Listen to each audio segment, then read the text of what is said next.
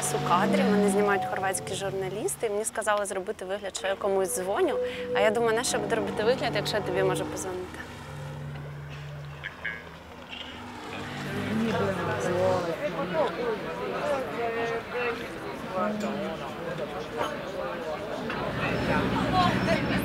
Я отлично представляю нашу певицу.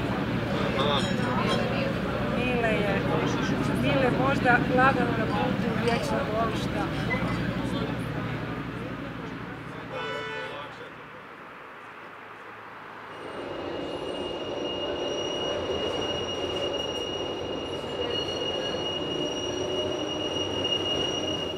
Ja se zovem Maja Sever i ja sam novinarka Hrvatske radiotelevizije od 1990. godine, kada je bio rat u Hrvatskoj i u Bosni i Hercegovini. Za HRT sam izvještavala sa brojnih ratnih terena. Ja sam Aleksandra Panfilova, imam 25 godina. Došla sam tjedan dana prije rata iz Kijeva u Hrvatsku. Zaposlila sam se kao novinarka 24 sata u 3. mjesecu 22. godine. Radila sam kao novinarka skoro 2 godine, malo manje, i eto, sad sam jedna od 22.000 Ukrajinaca što su se doselili iz Ukrajine u Hrvatsku. My name is Natalia. My surname is Sikirchuk. I used to live in Kiev, but now I live in Lviv. I'm a journalist. I am an observer in news agency Glavkom. Would you prefer working a normal job?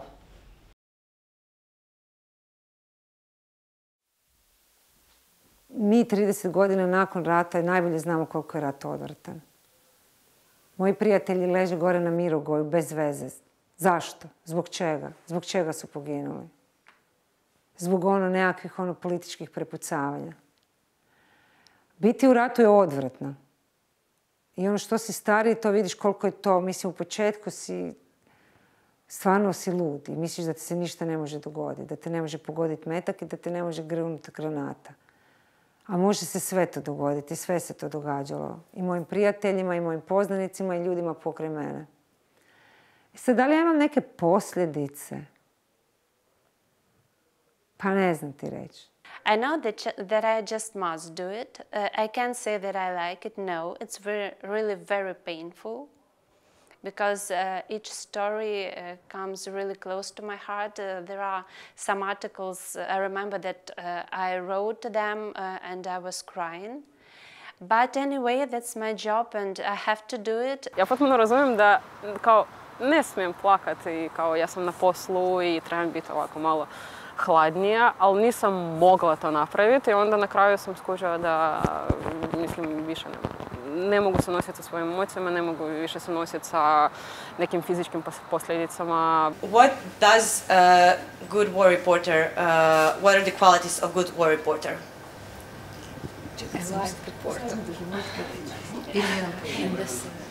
First of all, I think that journalist is a journalist and always a journalist. And there is no difference between journalist and a war reporter. We have to be professional, we have to be objective, and we have to report about the truth. Because Russian soldiers attacked journalists in Ukraine. It was very similar also here in Croatia, because, you know, when I went with the fighters on the front line, they said to me, just war something which is similar to the soldiers, because when they see that you are civilian and that you are the press, they will shoot at you, and that's it. Our colleagues near the border in Sumy region don't use this press because it's target for, and if the car has this signed press, it's very dangerous. So everybody are going to shelter and we are going to the street. Earlier, I used to write politician articles, on some medical topics, some social topics, maybe economy. But after the war started, I started to write either political articles or the life stories of people who migrated somewhere, who relocated, who suffered from war. That's very personal stories. It's hard to impress the audience from other countries by photos, for example. They see, yes, they are awful, they are cruel, they are bloody, but they see them from day to day, from week to week. Used to it. They stop understanding what does it mean for us. I went to the cemetery in which were many Ukrainian flags, which is the sign that there are so many people just buried like months ago and so many people still missing. And I saw on that graveyard one family, like one old lady, one younger and one kid. They were at the grave of his father, brother and son. That was in the middle of a summer night. We heard the alarm. And in Telegram channels, we read that that is a missile attack, rocket attack. And a little bit later, I have read that the rockets are in Lviv.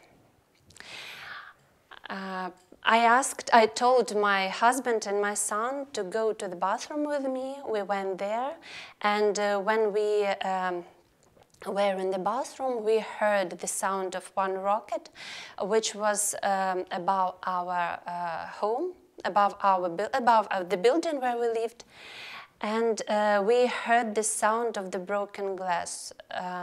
After that, my husband went into the room and he said that the window is broken.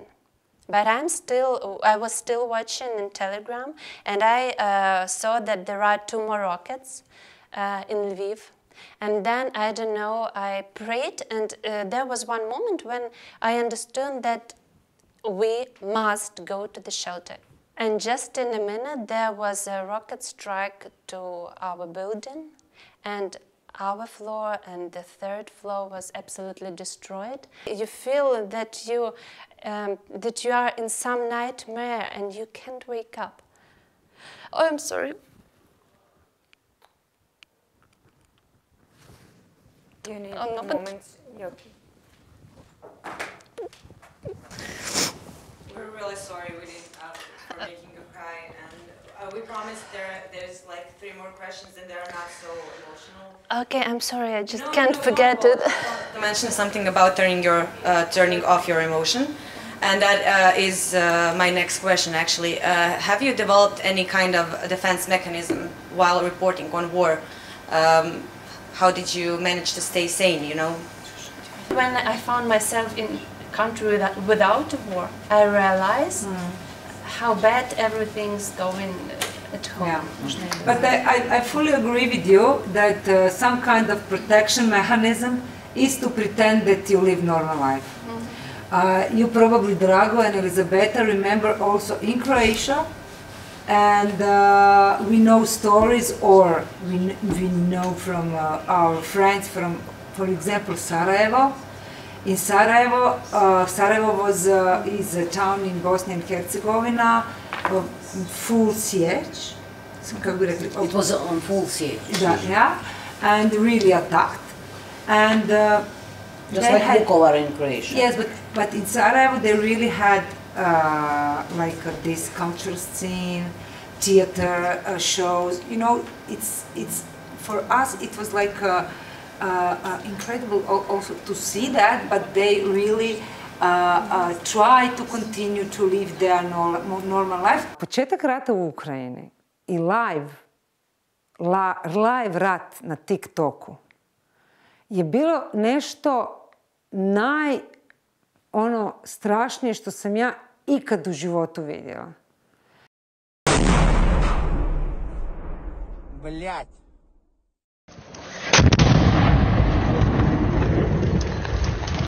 Taj ulazak u rovove i u tenkove i u pogibije i u eksplozije uživo ili u snimkama na društvenoj mreži iz ruku tih mladića koji su kao topovsko meso poslali na prvu liniju fronte je za mene bio nešto veći šok od najrealnijih filmova ultra hollywoodske produkcije. You know, in each country you can find Shindler. You know the movie Schindler List? In each country some Schindlers exist. I will try to explain the situation I mentioned in the hospital, where some soldiers came from the war, and I met a man who was lying on the bed.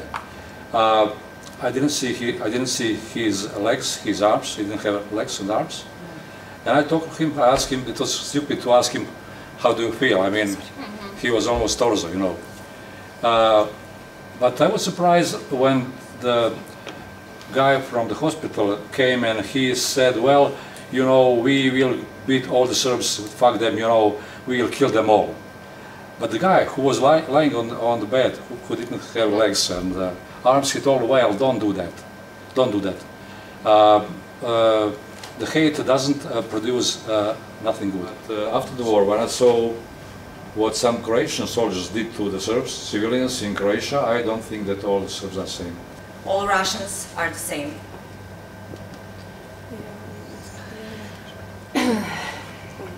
I think that the person who has a Russian passport,